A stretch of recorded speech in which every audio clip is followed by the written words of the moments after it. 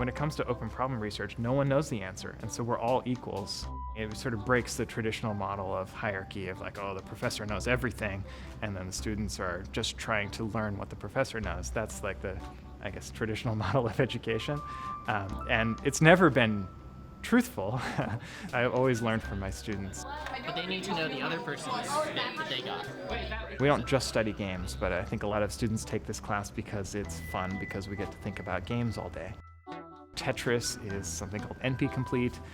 Chess is something called X time complete. So these are all results saying that these games are hard to play perfectly. And that kind of explains why they are challenging, and at a philosophical level, why we consider those games fun, I think, is because humans like a challenge.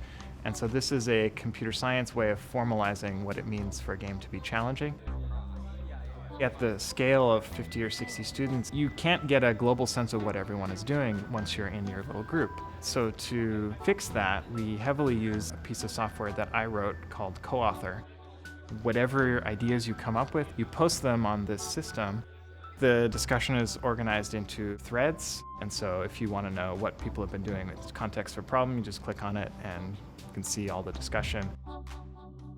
Having this medium where we can record ideas and thoughts that people can follow up on later makes it feasible to have really useful contributions from everyone, even though we have 60 people. It allows a whole bunch of asynchronous communication between the students, which is really cool. Between classes, we will see people will have ideas, work on them, put their ideas up, and sometimes get feedback.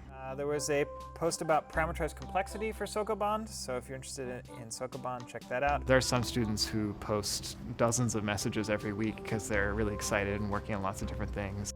This digital system becomes the archive of what we did each week. So it's right there in the name that you're supposed to use the software to co-author papers together. We've posed 130 open problems, which is a huge number, but we made substantial progress in 75 of them. This is a pretty huge set of research. There will definitely be dozens of papers to come out of this. Where this distance is like x minus 2, and this distance is x plus 2. A dozen different research groups in the world use co-author for their own research collaborations, and at MIT it's slowly spreading, and my goal is to get it more and more popular. So you're forced to decrease like a amount that you can control. The name of the course is Science Writing for the Public. We look at a lot of different samples, like what does an explainer piece look like on Vox.com versus 538.com, and how do these different online publications have different audiences, and how do they arrange their information differently? How are their visuals different? They can do a podcast. I have a number of students that elect to do podcasts. I've had some that have done multimedia slide explainer presentations in the style of a New York Times. I have them write a Wikipedia article.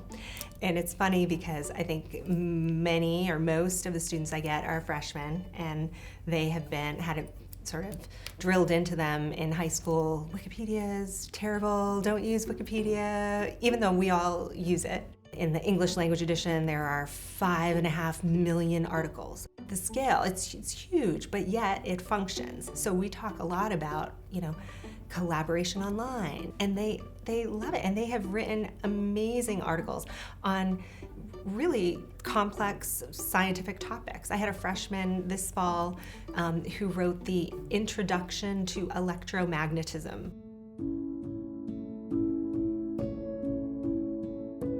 The subject matter is invisible. It's electromagnetic fields. It's very hard to get much physical intuition out of all the math.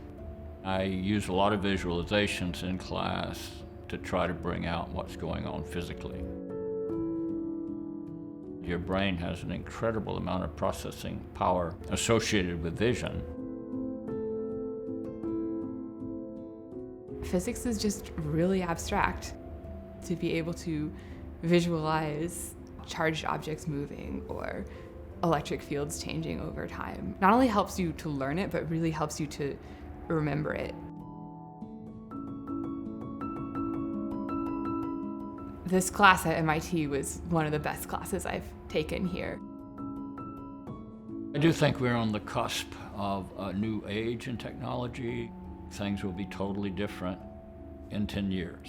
Wait, that's so cool. I'm learning so much. I'm really interested in virtual reality, being able to have standalone headsets which have 6 degrees of freedom, which means you can move around and you can move around objects in the virtual space. And you can be in that virtual space with another student or a professor. This is so cool.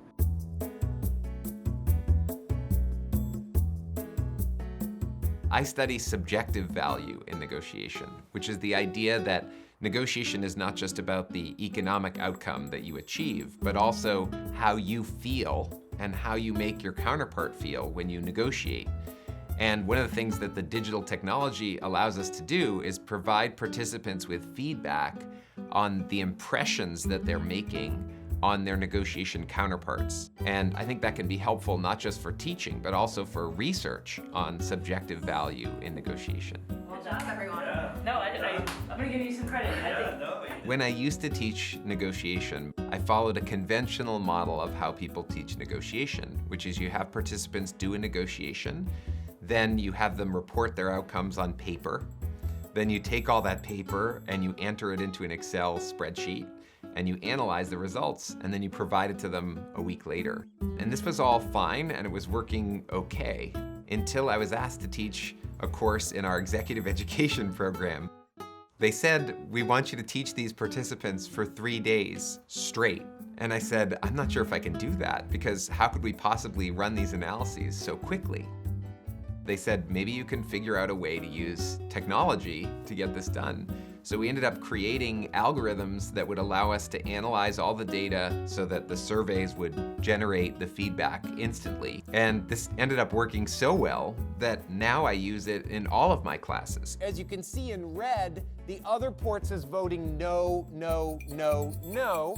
Using the technology interactively like he does, you see all of the classroom real-time scoring of the results afterwards, and you get to walk through the analysis and really understand how you responded to something, how your response was against the average of the whole class.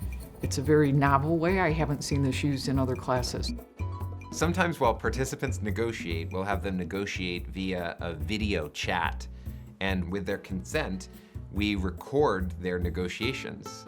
We can apply the affectiva algorithm to measure facial expressions that could have an influence on negotiation. I want you to watch the guy on the left and watch his eyebrows right here. Through this award, I've started to become more aware of my own use of digital technology in the classroom and intellectualize it a little bit more. Think about how it's going, what's going well and what's not going well, and what does it mean for the bigger question of how people use technology in the classroom.